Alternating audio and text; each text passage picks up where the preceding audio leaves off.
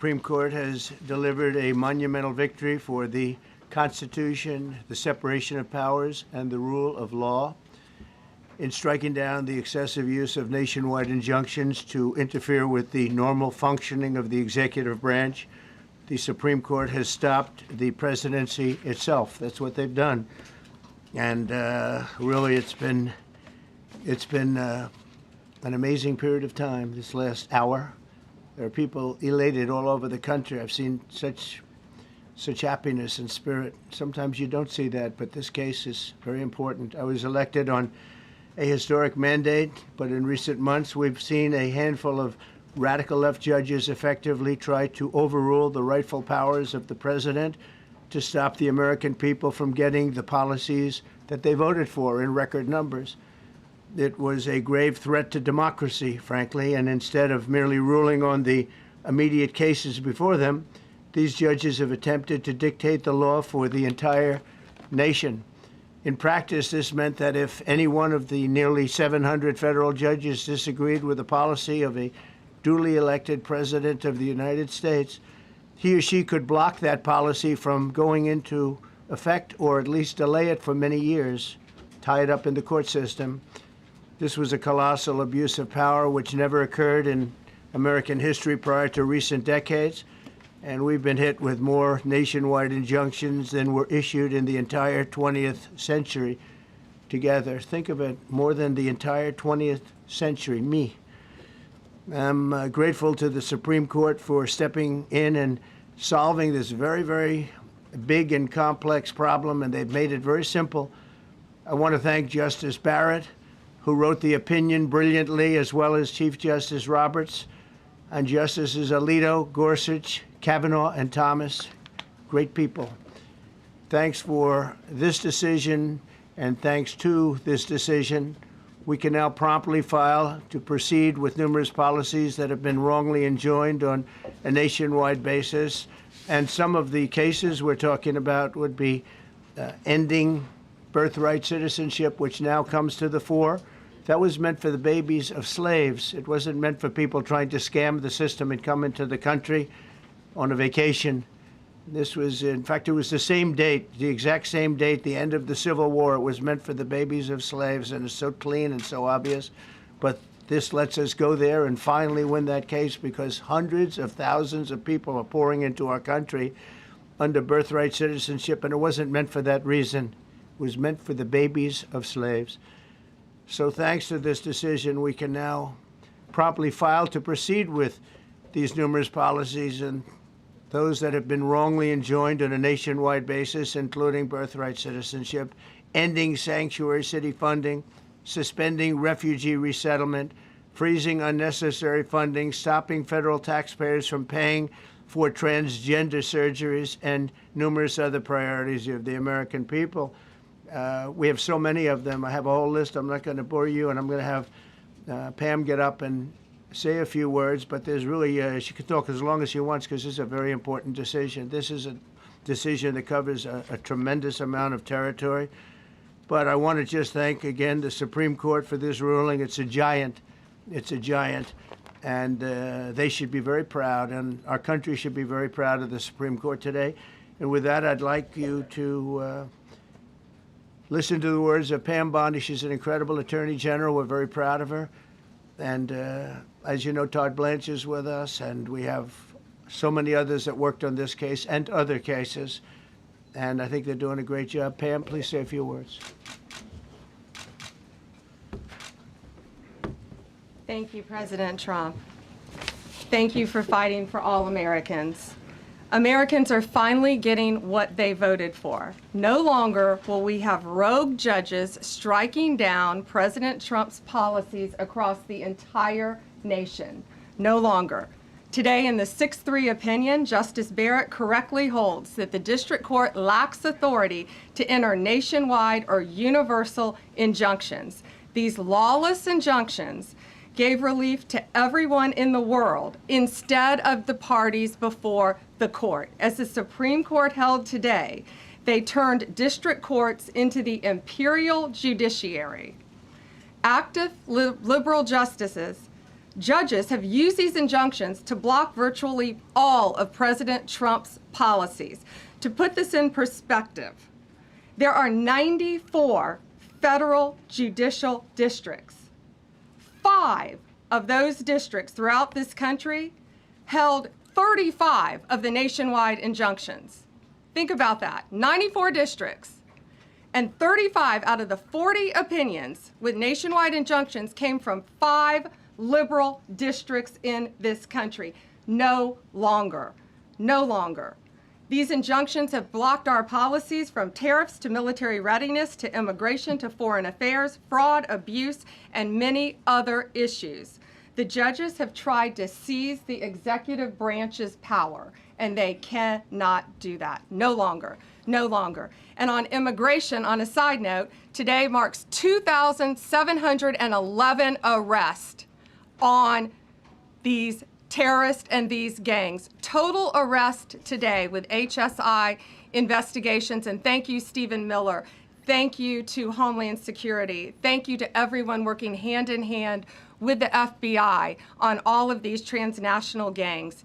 TDA has been a huge terror to our country, as well as MS-13, as well as Sinaloa cartels. No longer. No longer. These injunctions have allowed district court judges to be emperors. They vetoed all of President Trump's power, and they cannot do that.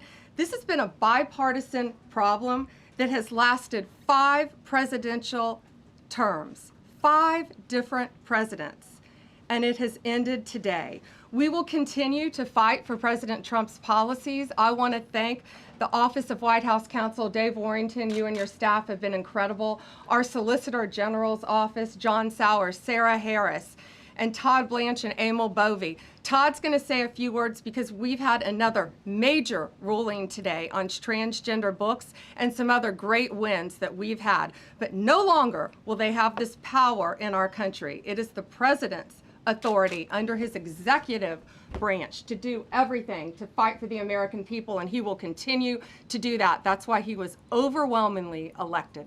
Thank you.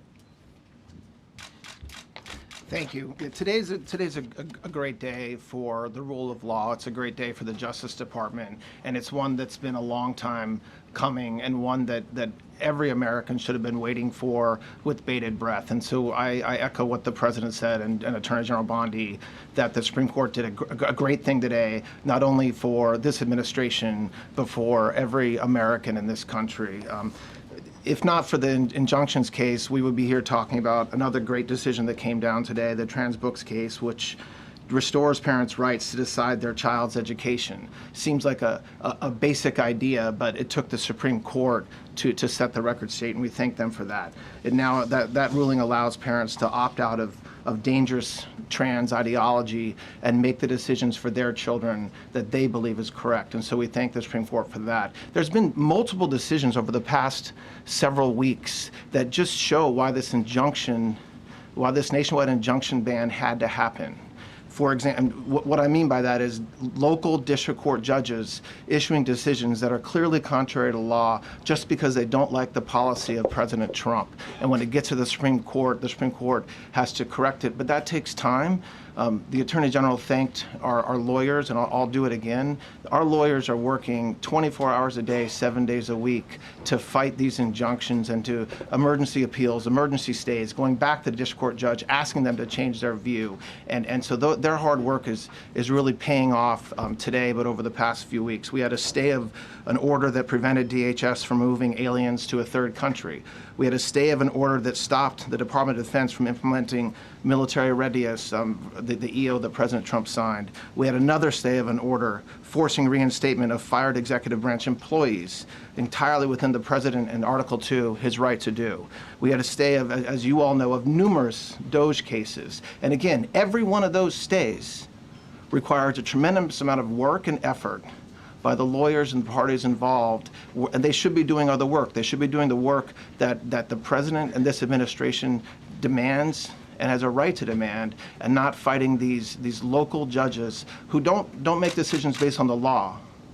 They make decisions because they just simply don't agree with the administration's decision about a policy, and that's wrong. Thank you.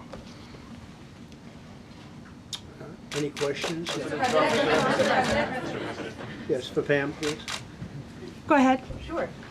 Thank you, Madam Attorney General. So as you know, the Supreme Court did not rule on the underlying constitutionality of the President's birthright citizenship order. So what is the plan now? Are you going to try to implement the EO just in states where there isn't a legal challenge?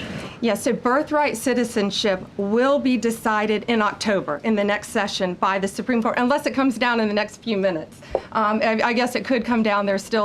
I think they're still deliberating right now on some cases. As you heard, we just got transgender books, which is a huge win.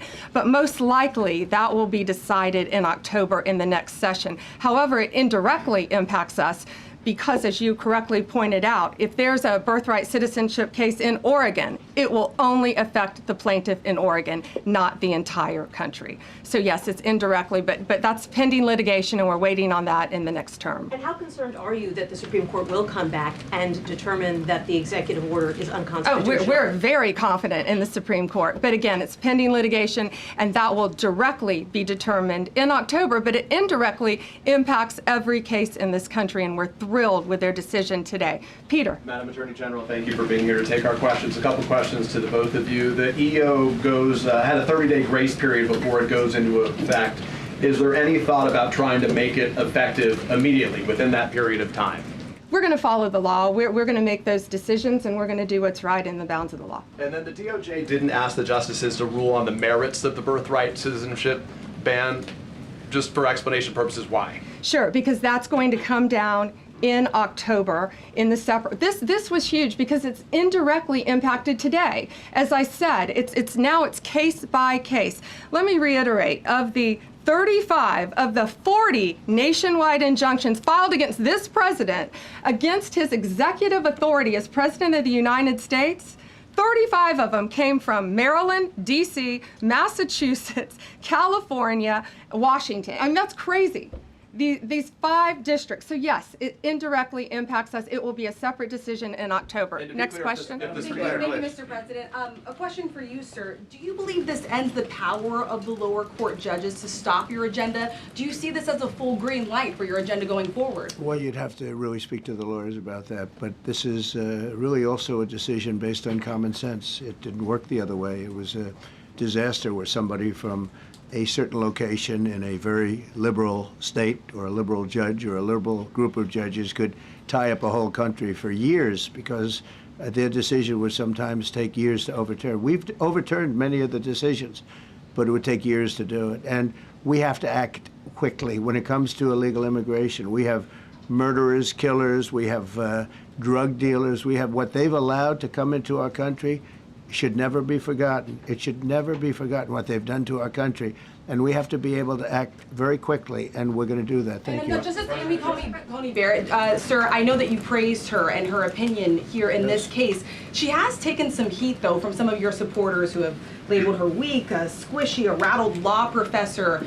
What is your take on that? I don't know about that. I just have great respect for her. I always have. And her decision was brilliantly written today. From all accounts, yeah. Transgender relations. Mr. President, what would you say to Americans who fear that this is more and more concentration of power in the White House and the executive? Well, this really brings back the Constitution. This is what it's all about, and this is really the opposite of that. I mean, the question is fine, but it's the opposite. The Constitution has been brought back. Mr. President. Thank you so much, President Trump. Illegal crossings on the border are 0 now. 0. Does everyone hear that? 0. Trump 2028! Do you intend, President Trump? Who's that guy? I like him. He's working the cameras. With this new reality, President Trump, in the border, do you intend to engage personally with leaders from South America, not only Central America, Sure. in order to I tackle do that anyway. this situation in I a do that regional anyway. way, and if you have a prospection of meeting some Sure. presidents from South America, as Brazil, for example. Well, you see, as an example, not South America, but NATO over the weekend. Yeah. They have great respect for our country now. They did things that nobody thought was possible. They took funding from 2% to 5%. Nobody thought they'd ever pay the 2%, and now they're paying the 5%. It's over $1 trillion more a year. Think of that, $1 trillion. Nobody thought that could happen. That's a different group of people, different countries. But we get along with a lot of countries. We are respected again. Our country, the U.S., is respected again. Was not respected 6 months ago. I can tell you. Can we ask about the big beautiful? Yeah, go ahead, please. Yeah, Mr. President, you have a deadline coming up on trade in 2 weeks. Which countries, if On what? any, on trade, on tariffs, Yeah. sir? Which countries, if any, are close to agreements with the administration? Well, that's an interesting question. We've made a deal with China. We've made a deal with probably 4 or 5 different countries. With the UK, it was a great deal for both. And we're in the process of making some others. But ultimately, in fact, Scott is here. And Howard Lutnick, these 2 guys have been doing an incredible job. And the people that work with them have been doing an incredible job. But, you know, we have 200 countries. You could say 200 countries plus. We can't do that. So at a certain point over the next week and a half or so, or maybe before, we're going to send out a letter. We talk to many of the countries, and we're just going to tell them what they have to pay to do business in the United States. And it's going to go very quickly. But some of the bigger countries, so India, I think we're going to reach a deal where we have the right to go in and trade. Right now it's restricted. You can't walk in there. You can't even think about it. We're looking to get a full trade barrier dropping, which is unthinkable. And I'm not sure that that's going to happen, but as of this moment, we've agreed to that, go into Indian trade. We're going to be trading in China. That's going to come a little bit down the road, but we're going to be trading in China. We have a lot of great things going, and we're getting along with countries, but some will be disappointed because they're going to have to pay tariffs. And we've taken in already hundreds of billions of dollars in tariffs. No inflation. The only problem we have is we have a Fed guy that doesn't understand what's happening, and it would be great if he'd lower the rate because we'd be able to borrow a lot cheaper. Yeah, go ahead, please. Mr. President, a question on trade. Why don't we keep it on this subject? This is such a big subject. You know what? Trade is so big, but this, I don't know, in a certain way, this might be bigger than trade. I think this is bigger than trade. Yes, please, go I ahead. was wondering, though, if you could... Go ahead. Sir, on the transgender ruling, the Supreme Court ruling that parents with religious objections can pull their kids out of public school lessons that use LGBTQ materials. Pam brought it up. Your reaction to that ruling today, sir? I think the ruling was a great ruling, and I think it's a great ruling for parents. It's really a ruling for parents. They lost control of the schools. They lost control of their child. And this is a tremendous victory for parents. And I'm not surprised by it, but I am surprised that it went this far. It took us to bring life back to normal. So it's wonderful. It's parental. And I kept saying, we will give you back your parental rights. They were taken away, and this is a tremendous victory for parents. Yeah. Mr. President, if you look at the back at the last week, it's been extraordinary in terms of the action in the Middle East. You were at The Hague. Been a hell of a week, hasn't it? I'm wondering now if you believe that Iran. I'm wondering now, sir, if you believe that Iran has given up its long history of ambitions with nuclear weapons, or what you would like to see from them to prove that they do, and what type of meetings is your administration looking for next week with Iran? So Iran wants to meet. As you know, their sites were obliterated. They're very evil nuclear sites. They were, now has been proven. We had some fake news for a little while. The same people that covered the Hunter Biden laptop was from Russia. The same people that did 3 or 4 other Russia hoax. But on their ambition. No, wait, just listen. They came up with something that delayed the credit that our great pilots and these great what talent that was, and they hit it right down in the spot, 52,000 feet. Think of this dark, no moon, you couldn't see a thing, and they hit the refrigerator door, as they say. That's the size of a target, and overwhelmingly, and it's amazing what was done. We're the only ones that could have done it, and we took out the 2 of the other sites also. In addition to that, we finished them off. That was a very evil intention. I believe that, and again, time will tell, but I don't believe that they're going to go back into nuclear anytime soon. They spent over $1 trillion on nuclear, and they never got it together. And nothing was moved from the site, by the way. To do that is very dangerous. It's very, very heavy material. Those cars were most likely the cars of masons because they were pouring concrete at the top, at the hatch, as you know, the hatch going into the nuclear site. They wanted to reinforce it, and they had some masons there pouring concrete. By the way, that concrete was obliterated. It hit exactly at the concrete. It was, I don't think it had a chance to dry. but everything's down there. It's under millions of tons of rock. Please. Yes. Your administration has said that El Salvador is one of the safest countries in the hemisphere. So why haven't you yet canceled temporary protective status for that country? Was it part of the deal? Well, we'll take a look. We've had a great relationship with El Salvador. They have a fantastic leader. They built a massive prison system. And I don't know exactly why, but it's a hell of a system. And we bring people there, and when they go there, they don't get out. And frankly, when they hear they have to go there, they become very nice people. They become very nice people. It's a tough system, but it's a brilliant system, and it's a system done by a very, very good leader. We'll talk about El Salvador. A lot of respect.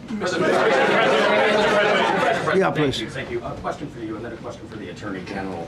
As you go into negotiations and talks with Iran, are you demanding not only that there would be no uranium production inside of Iran, but also that Iran would turn over all existing stockpiles of uranium? Well, you know, we're a little early for that, but something like that, yeah, we'll do something like that. Let me say that I've been saying for 25 years, even as a civilian, you cannot let them have a nuclear weapon, and that's what happened. It's been obliterated. It would be years before they could ever get going, and I really think it's probably the last thing. They have to recover from a hell of a tough war. Would you also be demanding that the IAEA have full rights to inspect in Iran? Or somebody, yeah, or somebody that we respect, and then including ourselves. And a question for both the President and the Attorney General. Under birthright citizenship, if this is implemented, who would be tasked with actually vetting citizenship?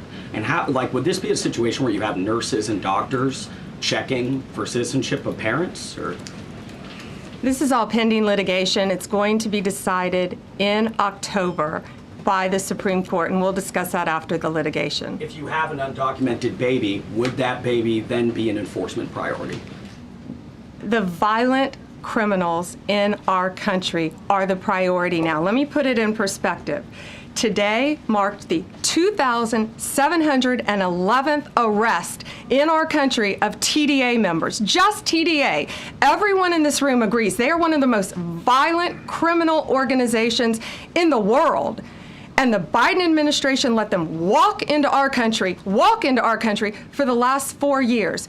2,711 of them today have been arrested in our country. That is the priority of Donald Trump. That is the priority of this country, of Homeland Security, of all of our lawyers, of FBI. That's the priority. That will be discussed in October when the Supreme Court hopefully rules in our favor, and we're very confident of that. But you should all feel safer now that President Trump can deport all of these gangs, and not one district court judge can think they're an emperor over this administration and his executive powers, and why the people of the United States elected him. I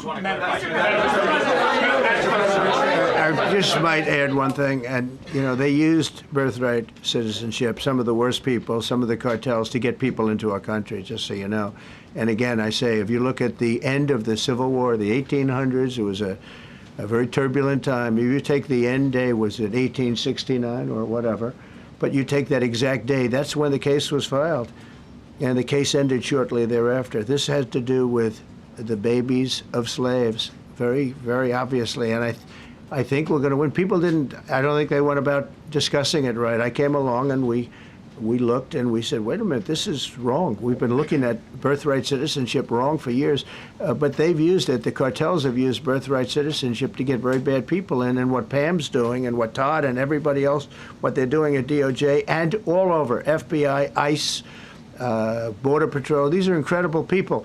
They're trying to keep our country safe, and they don't want to have people come in. This is just another way that they get illegal immigrants into our country, and in some cases, very, very bad ones. Go ahead. Thank you, Mr. President. On your tax bill, if I could for a moment, senators are racing to rewrite parts of it right now after the Senate parliamentarian ruled that sections of it were outside of the process that they're using to get this through. Do you think that senators should respect the decisions of the parliamentarian? And what have you personally done in the last 48 hours to try and get Republican senators who are against the bill to a yes? Well, look, it's a great bill. It's a massive tax cut. If it's not approved, your taxes will go up by 68%. Think of that, 68, a record, the highest in the history. The Democrats won't approve it only because politically it's so good for the Republicans. The Democrats aren't approving it. But think of what they're not approving. They're not approving border security. We've done a great job at the border, but we have to add some wall. We have to do, various things. We have no money for that. We have no money for the border. We have no money for so many things. But if the Democrats, it'd be interesting to see if we get any Democrat votes. We should. If I were a Democrat, I would absolutely, maybe Fetterman, because he seems to be the most sensible one lately. If I were a Democrat, I would vote for this bill all day long because it's tax cuts and so many other things that are common sense. They're basic things. I think they're doing fine. The parliamentarian's been a little difficult. And I would say that I disagree with the parliamentarian on some things, and on other ways he's been fine. But we'll have to see. It's a big issue. I will tell you this: if that bill doesn't pass, the country will get a 68% tax increase. So think of this: you're a Democrat and you vote against it. That means you're voting in favor, because essentially you're voting in favor of the largest tax hike in the history of our country. And you can't do that. In addition, we're cutting costs by $1.7 trillion, and it won't affect anybody. It's just fraud, waste, and abuse. Mr. President, a leading global economist just did a 180 and says your tariff plan, you may have outsmarted everybody with it. What is your message? I love this. I love this question. This is the favorite. This is the best question I've ever been asked, because I've been going through abuse for years on this. Because, as you know, we're taking in hundreds of billions of dollars, no inflation whatsoever. But, Mr. President, what is your message to critics who think your tariff plan will cause a recession? I think they should go back to business school. It's so obvious. It's so obvious. I mean, we're taking in billions and billions of dollars from China and a lot of other countries. We took in, I had a call from somebody in the House and a high official. Sir, we have a problem. We don't know what to do. The books are a mess. I said, what do you mean by the books? The books, the money coming in. It's so terrible. I figured, oh boy, what's this? I don't like this question. I said, so what seems?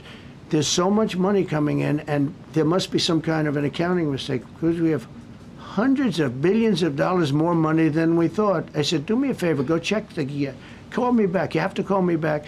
Check the tariff column. He calls me back 2 hours later, says, you're right. We took in $88 billion in tariffs. They have so much money coming in. But more important than the money coming in, we have companies coming in, factories coming in, auto plants being built. AI is being built here instead of being built all over Europe and Asia. We have all of it. We have over $15 trillion, just about, Scott. I think we're right about that number. We went to Saudi Arabia. We went to Qatar, we went to UAE, very smart people, very smart leaders, great leaders, and we took in $5.1 trillion just there without the tariffs. I mean, they also liked a thing called November 5th, November 6th, and November 7th. That was a very good little period of time. It's called the presidential election. You know, you used to have one-day election, now you have it go over it, but even if you just took that little period, because it was pretty obvious it was going to be a landslide, and they like that, but they love the tariffs. I had Texas Instruments come in the other day, big company, and he said, we're putting in $60 billion into new plants and new equipment, new everything. Sir, you're going to keep the tariffs, aren't you? Because if I ever took the tariffs off, and we are going to absolutely keep it. And they're worried that somebody that, like this communist from New York, someday gets elected. I can't believe that's happening. That's a terrible thing for our country, by the way. He's a communist. We're going to go to a communistic state. That's so bad for New York. But the rest of the country is revolting against it. But if somebody got elected, they're afraid that if this was taken off, well, we're going to guarantee it's never going to be taken off. And again, we're taking in think of this, hundreds of billions of dollars. And they were all confused because they've never seen this before. You know, it's always the other way. We don't have enough money. So much money is coming in at levels that nobody's ever seen. But most importantly, we have factories being built, car plants being built, companies moving to our country like never before. If you look at 15 trillion, and that's only in a few months, you know, I haven't been here that long. Presidents, like the last one, was a disaster. He's the worst president in the history of our country, by the way. What he did on our border can never, ever be forgotten. To me, that's the worst of all the things, and he's done some terrible things, grossly incompetent. Nobody knew it was him, because I don't think it was him. I think it was whoever was controlling the auto pen. But our country is doing great. And those leaders and other leaders, I just left, as you know, a large group of the most highly respected people. And that includes big countries. When you look at Germany and France and Spain, although Spain didn't come through, but they will. By the way, guaranteed they will. That was the only country that sort of tried to hold back on putting up the money. But just so you know, they said, it's unbelievable what's happened to the USA. You were a dead country. We didn't respect the country, the leader. You were dead as a doornail. One said to me, you went from being a dead country, you are right now the hottest country anywhere in the world. The whole world is talking about the USA, and everybody wants a part of it, and they're pouring into our country, and you're going to see those numbers. Thank you for that question.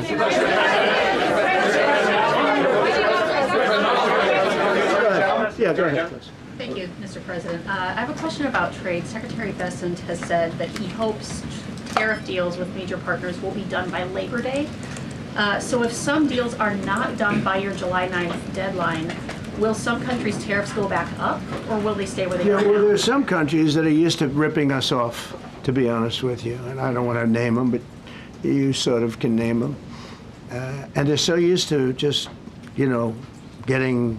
taking it billions and billions of, look, we had a trade deficit of more than $1 trillion. Think of a trade deficit. That's because nobody cared. We cared a lot when, I took in hundreds of billions of dollars in tariff. We had the greatest economy in history up until now. I think we're going to blow it away. But during my time, and especially prior to COVID, we had the greatest economy in the history of our country. I think we're going to blow it away now based on the kind of numbers that we're seeing.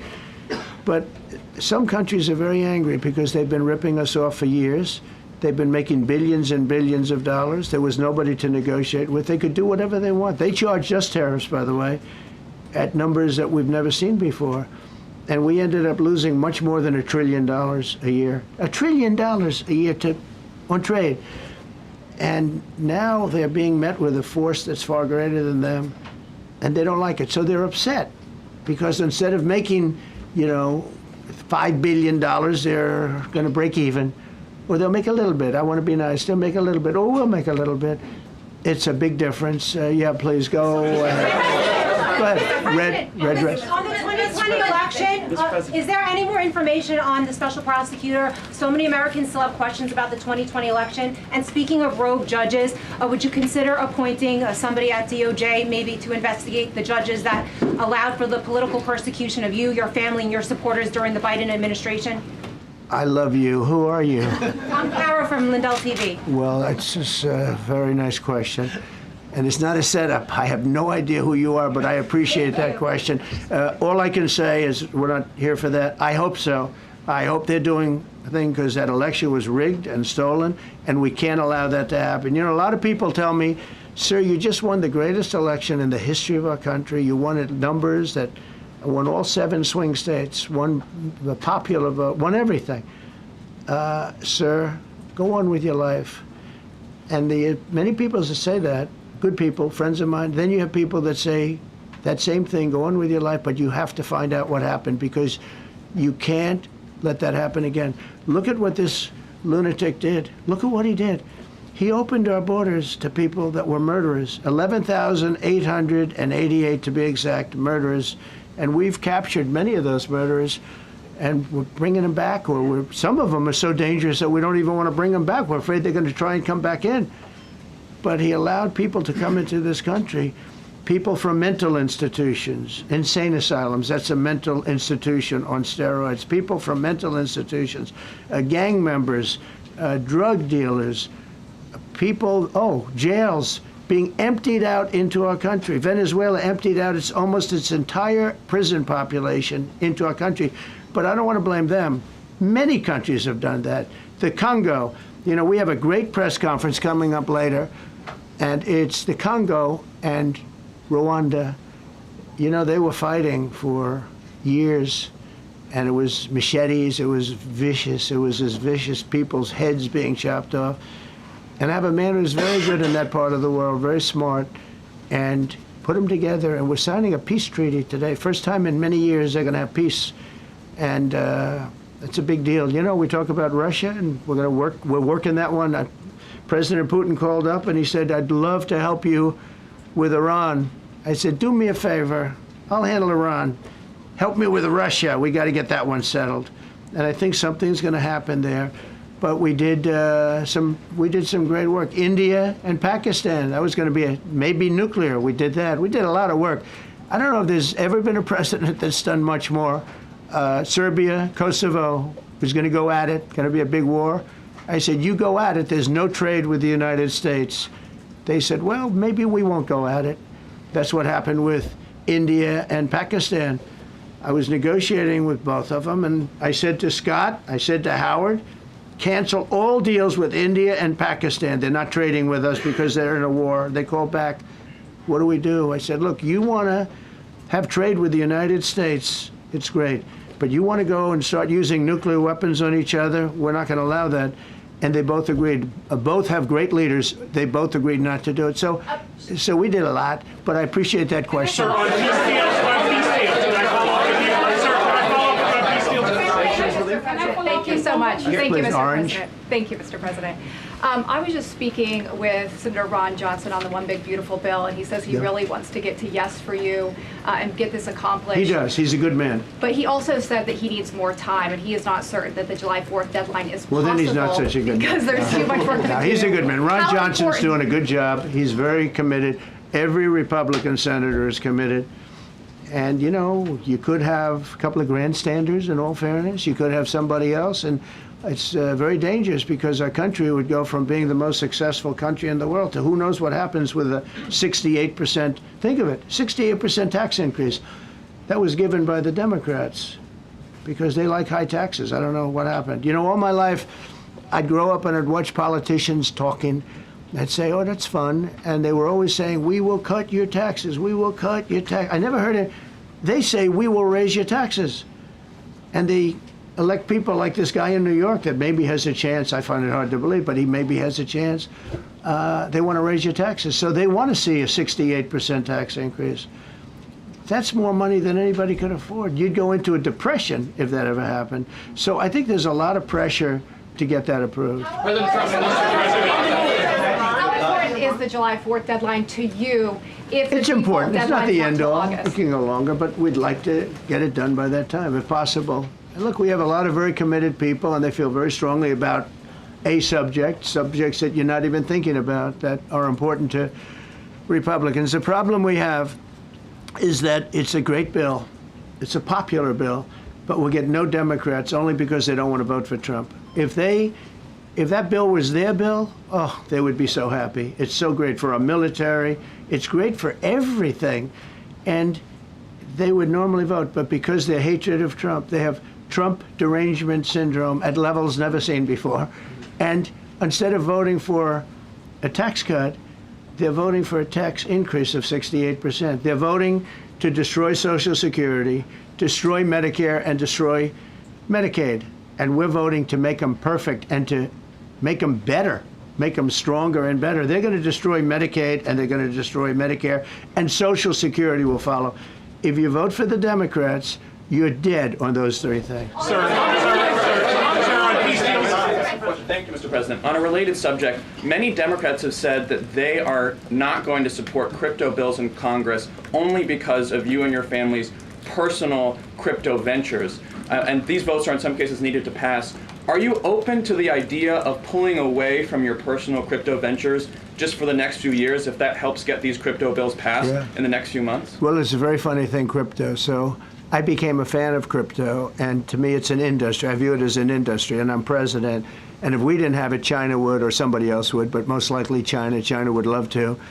And we've dominated that industry. It's a big industry, by the way. In fact, when the stock market went down recently, crypto and Bitcoin and all of that went down much less than anybody else as a group.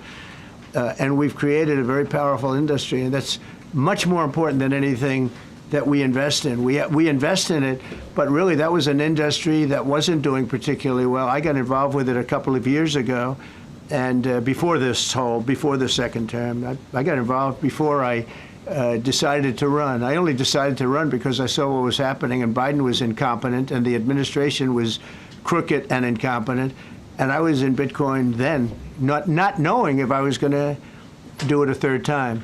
So it's become amazing. I mean, it's the jobs that it produces. And I notice more and more you pay in Bitcoin. I mean, people are saying it takes a lot of pressure off the dollar. And it's a great thing for our country. So I don't care about investing. You know, I have I have kids and they invest in different things. They do believe in it. But I'm president, and what I did do there is build an industry that's very important. And you know, if we didn't have it, China would. Okay. Sir, Mr. President, go ahead. With the glasses, gentlemen, go ahead, please. Go ahead. Thank you, Mr. President. So, are you going to cut funds in the sanctuary states, like for instance California? They keep supporting illegal immigration, and then these people work under Yeah, we're the giving them a table. hard time. And also, if a foreign policy I question. mean, they don't have a governor in California. They have a man that wants to give away everything to people that nobody's seen before. If we didn't go into Los Angeles with the military, which did a fantastic job, but if we didn't go into Los Angeles bringing in the National Guard, I would have brought the military if it was necessary, because you have to. We have the right to. That was another thing upheld by the Supreme Court.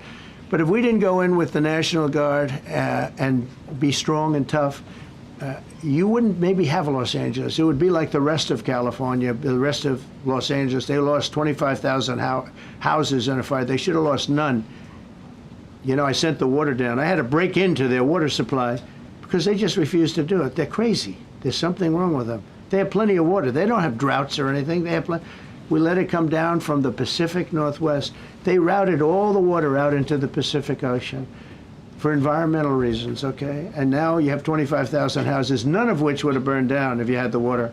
They didn't have water. They didn't have water for the fire pumps. They didn't have water in the sprinkler systems that people put in. So the answer is we're going to work with governors. We're going to work with radical left Democrats and Democrats, and we're going to make it good for everybody. We'll have to stop the crime in those, in the case of the cities, I think I can say just about all cities with heavy crime are run by Democrats. Go ahead. 11 lies. Yeah, with the glasses. I'm with you. Go ahead, yes. Yeah, no, the man behind you, yeah, please. President Trump, Anthony Mashak from Amphibian, Lebanon. I want to ask you regarding the threats posed by Iran's allies and proxies operating in the U.S. They were threatening your life. So what do you say about that? And regarding the Lebanon, because Hezbollah is as well part of Iran's allies, is there any time frame in Lebanon regarding disarming Hezbollah in Lebanon? Yeah, Lebanon is a great place with brilliant people. You know, it was known for the professors and doctors and had an incredible history, and hopefully we can bring it back again. I just appointed a friend of mine who's Lebanese, and I didn't know he was Lebanese. I've known him for 20 years, very, very successful man. And I just appointed him. And I said, why would you want that? He says, because I was born there, I was raised there, I love it. I love it so much. I said, you know, it's very dangerous going to Lebanon as ambassador. And he said, that's what they say, but I don't care about danger. I mean, this is a guy that is just a very big business guy. He wants to give up his whole life to go to Lebanon because he believes in it so much. We're with Lebanon all the way. We'll try and straighten it out. Your life as well. So what actions? Threaten my life? Yeah, they have threatened. I get that throbbing feeling every once in a while. Get that throbbing feeling, but you know what? That's okay. This is a dangerous business. What I do is a dangerous business. You know, I tell the story of the car companies and different people in different professions you have. Race car drivers, as an example. 1/10 of 1% die. Bull riders, 1/10 of 1%. That's not a lot, but it's people die. When you're president, it's about 5%. If somebody would have told me that, maybe I wouldn't have run. Okay?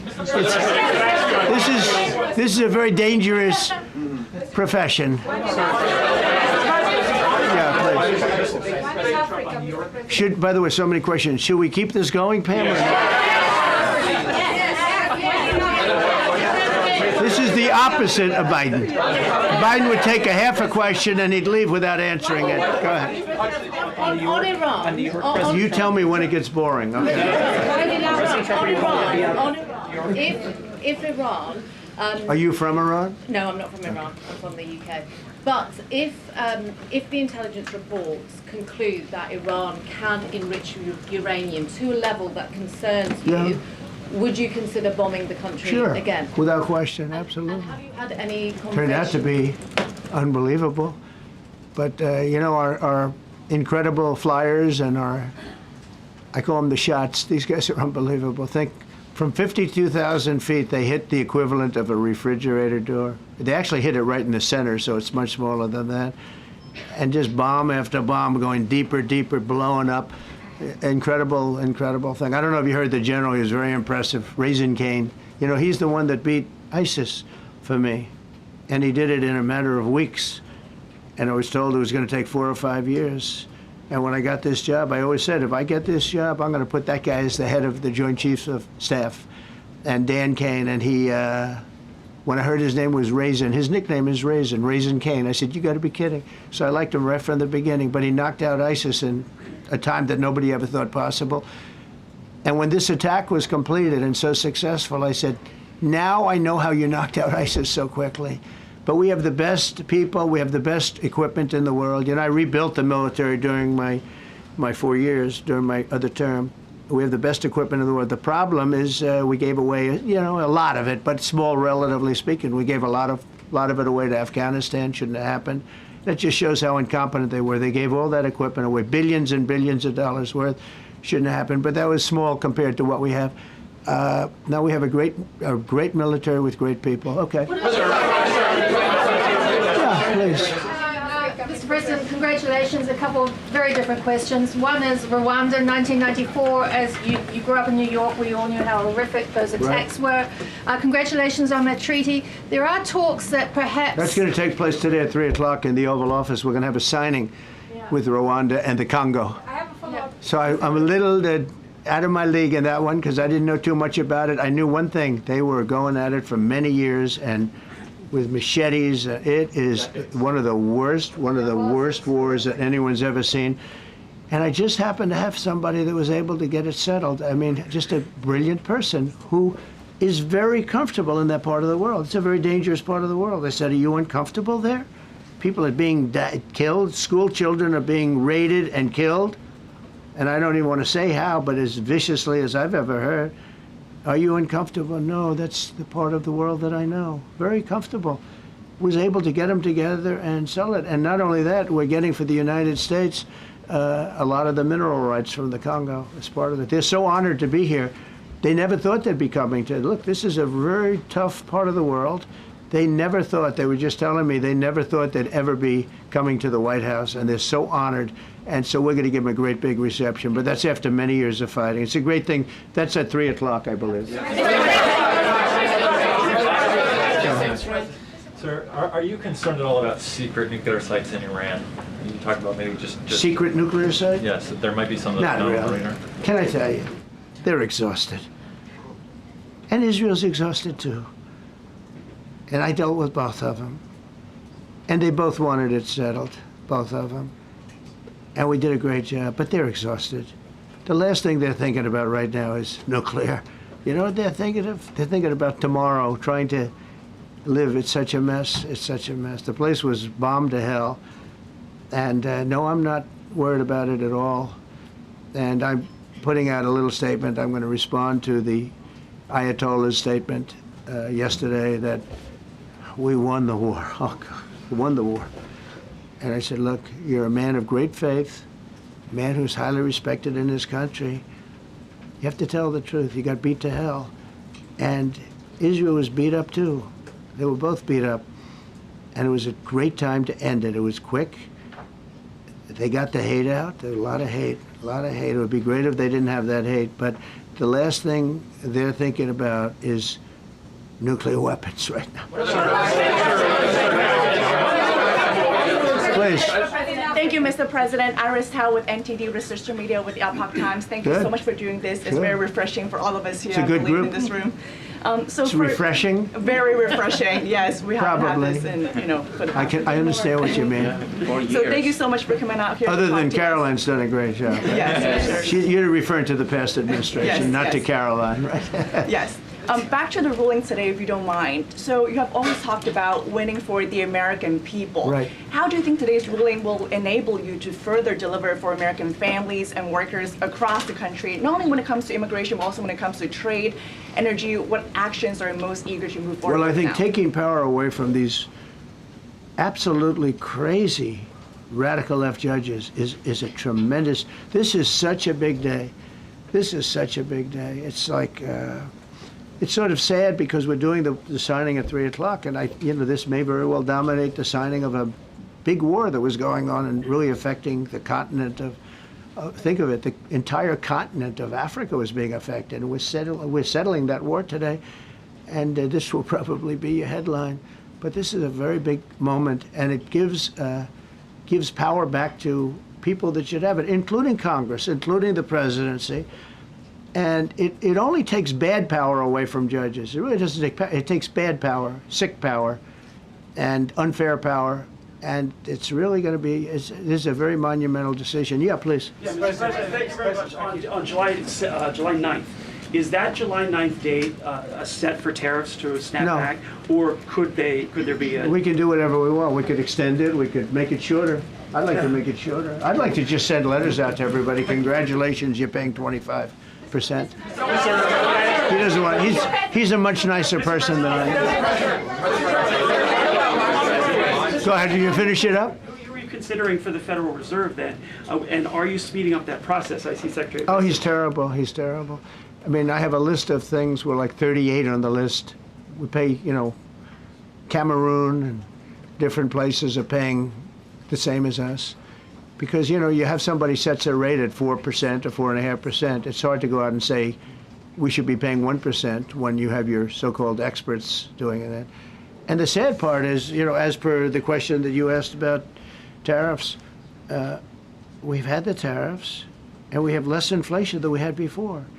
What we have is a hell of a lot more money, a hell of a lot more income, and we shouldn't be paying a rate like that. In other words, when we pay a rate, I'll tell you, each point is the equivalent of $300 billion. So if we had it down 3 points, because I think we should be at 1, you have Switzerland is at 0.25, in other words, 25% of 1%. And they're the number 1 right now, but we should be the number 1. And soon you're going to have, I think, you're going to have where the people will pay will pay, like we had a few years ago, where you put up money, you loan money, and I mean, you actually, instead of paying, you get paid. I love that. I don't know if it's any good, but I love it, where you put up money and you get paid. But we should be in a category, so we should be at the top of the list, not toward the bottom of the list. But we have a man who's not a smart man, and he probably has Trump derangement syndrome. And he's just not a smart person. What he's doing, though, he's hurting us for years to come. Because if we borrow money at 2 points higher than we should be paying, that's $600 billion. Wouldn't you say those numbers are about right, Scott? So it's 2 points would be about 600, actually more than that, but about $600 billion, all because the guy doesn't want to lower the rates. He's doing the service, a very disservice, and then he goes up and talks about, I'd like to see costs come down. He gets up and he does his little thing for 5 minutes, and he goes out and he goes back to the beach. He goes, I'd like to see costs come down. Well, he could lower the interest cost by $900 billion a year. All he has to do is lower rates. And everybody's saying, I was watching some of the business shows today, and they're saying, Trump's right. He should really be cutting. The country's doing well. We have no inflation. Now, despite him, we're doing great. But if we got the rates down, we would be a rocket ship. So I think that'll be it. And I just want to thank everybody. This is a really big day. We've had a big week. We've had a big week. We've had a lot of victories this week. NATO was a tremendous victory. The war was a tremendous. Look, we were talking about this for 30 years, about Iran being nuclear. And all I said is it will not be nuclear, and it's not going to be nuclear. And, I want to give credit to a lot of people, and most importantly to our great military. Boy, they put out that fire. Once that happened, once those bombs got dropped, that war was over. That war was over. But I just want to compliment them. Incredible. The general and all of his generals. Pete Hegseth was great. They all. And now I want to compliment Pam. A lot of genius went into this. People, if you don't say it exactly right, if the Supreme Court doesn't get it because it's incorrectly spoken about, and that happens. A lot of cases are lost because they don't say the right words. But I want to correct. She's going to go down as a great attorney general. I may change my mind about that. I don't know. Maybe someday I'll have call and say I was only kidding. She's going to go down as a great attorney general. This was a tremendous win, and we've had tremendous wins, but this was a tremendous win today. So I just want to congratulate you and Todd and your whole staff. Very brilliant people, and we can't forget John Sauer. That's right. Who is with. There's a medical emergency within his family, so he's taking care of that, and we said absolutely. So I just want to thank everybody very much. Thank you. Jeff Bezos on his wedding weekend. Thank you, Mr. President. Thank you, sir.